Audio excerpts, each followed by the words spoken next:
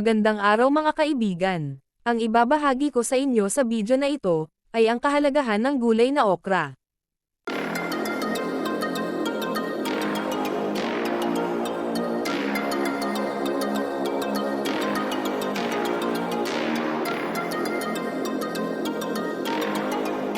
Ang okra ay kilala sa English name na lady's finger. Ito ay may scientific name na Abelmuscus esculentes, at nabibilang sa family Malvaceae.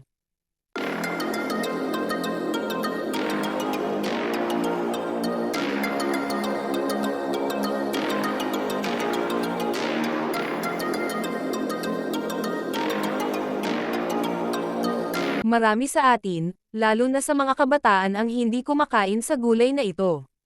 Subalit, ang gulay na okra ay nagtataglay ng maraming benepisyo sa katawan.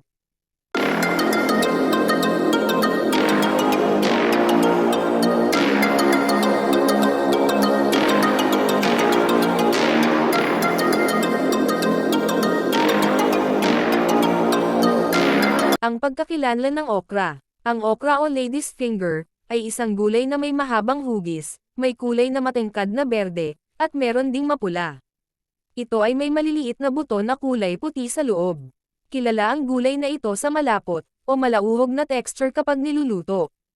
Karaniwan itong tumutubo sa maiinit na klima.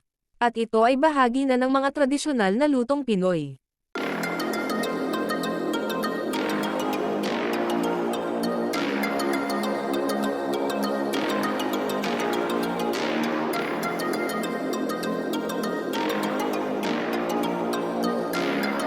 Una, nagpapagaling ng diabetes. Ang fiber na taglay nito ay nagko-control sa blood sugar at nagpapa-improve ng insulin sensitivity. At ang malapot na laman nito, o ang tinatawag na mucilage ay tumutulong na pabagalin ang pag-absorb ng sugar sa dugo. Kaya naman, ang gulay na ito ay sinasuggest sa mga taong may diabetes.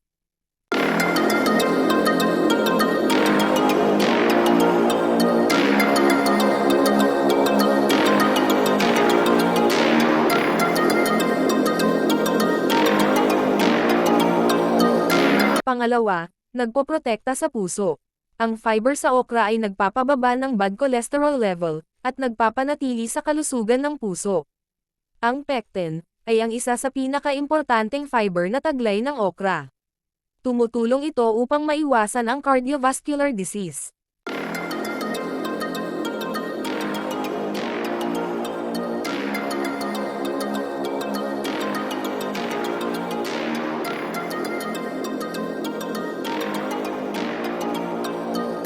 Pangatlo, nagpi-prevent ng breast cancer. Ang lectin na taglay ng okra, ay isang uri ng protina na tumutulong upang labanan ang breast cancer cells. Kasabay din nito ang taglay nitong folate na kapwa lumalaban sa breast cancer cells. Ayon sa pag-aaral, ang kakulangan sa folate ay isa sa sanhi ng cancer sa breast, pancreas, cervix at baga.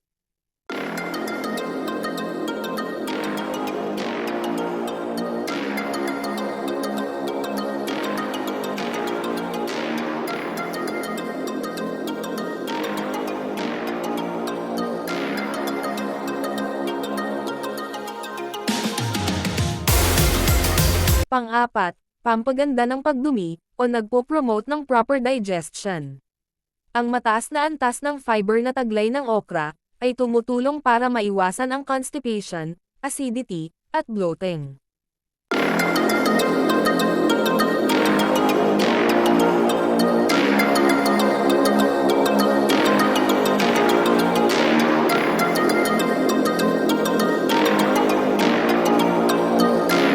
Panglima, nagpapalinaw ng mata, at nagpapaganda ng balat. Dahil sa taglay nitong vitamin A, at beta-carotene, tinutulungan nitong mapaganda ang balat, at nagpapalinaw sa paningin.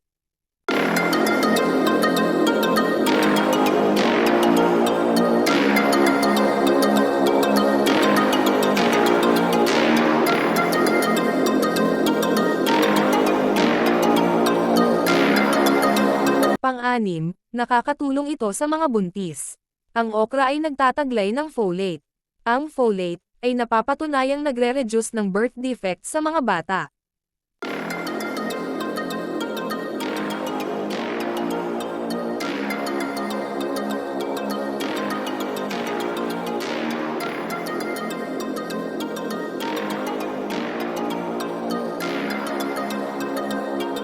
Pang-7, pampalakas ng immune system. Dahil sa taglay nitong vitamin C at iba pang antioxidants, nilalabanan nito ang mga sakit at impeksyon.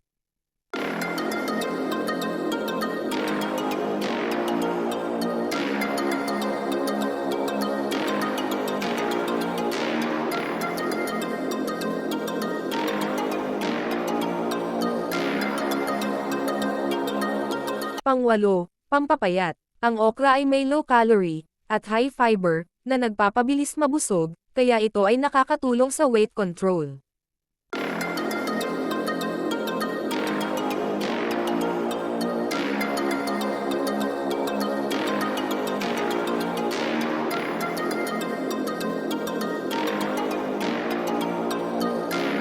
Pang-9, panlaban sa inflammation.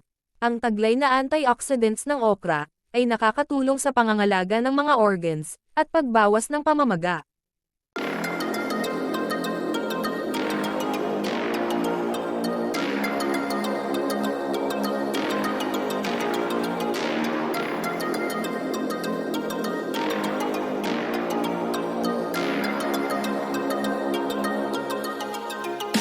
Ang paggamit ng okra para sa may mga diabetes. Una, hugasan ang 2 o 3 piraso ng okra. Tanggalin ang saunahan at dulo. Hiwain ng 3 hati, at ibabad sa isang basong tubig overnight. Inumin sa umaga bago mag-almusal, at uminom ng 3 beses sa isang linggo.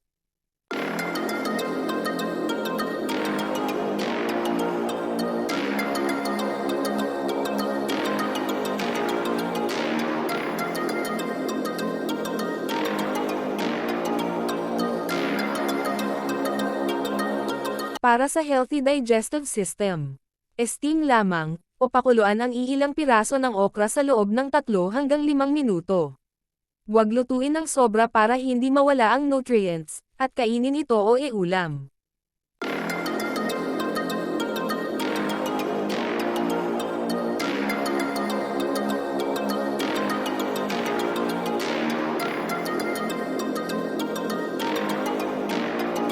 Para sa skin health, pakuluan ang 3 hanggang 4 na okra, hanggang lumapot.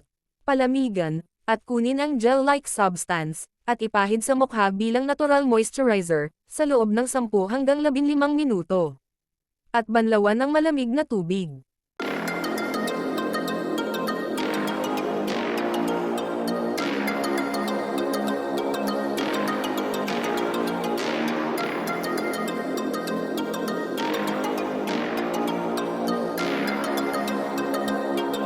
Para sa kalusugan ng puso at pagbawas ng timbang. Ihalo lamang ang okra sa mga paborito mong lutuin, gaya ng sinigang, pinakbet, ginisa, salad, o steam lamang ito, at kainin.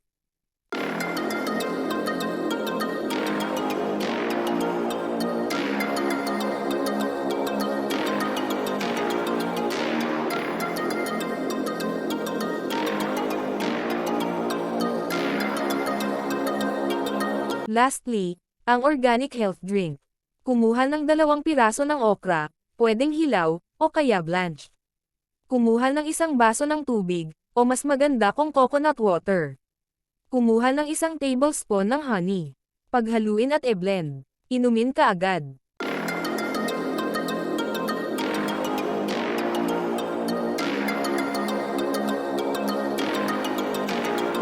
Hanggang dito na lang ang aking video mga kaibigan, maraming salamat sa panonood.